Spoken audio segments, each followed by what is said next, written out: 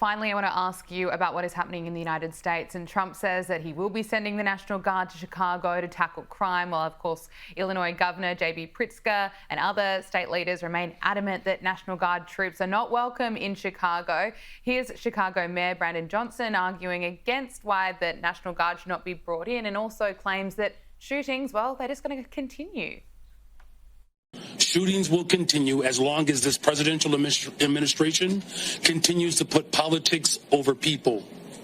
Joe, what are your thoughts on what's been happening over there?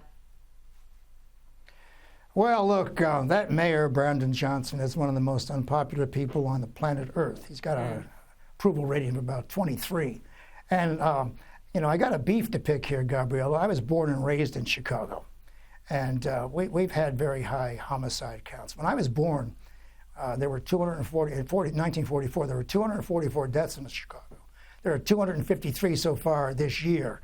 But, when I was a kid, the people who died were, it was gang wars, like the Valentine's Day Massacre and the occasional crazy serial killer. But today, what we're talking about, what happened, over the weekend, I think 64 were wounded and 7 or 8 were murdered. These are drive-by shootings. These are just people who are out of control. And keep in mind here, when we're talking about Chicago, we're talking about 2.7 million people in 77 neighborhoods. Greater Chicago is 9.7 million people. So we're just talking about the South Side and the West Side. And, these places have been taken over by drug warfare and gangs. And just watch a Spike Lee movie or two to get the idea of what's going on.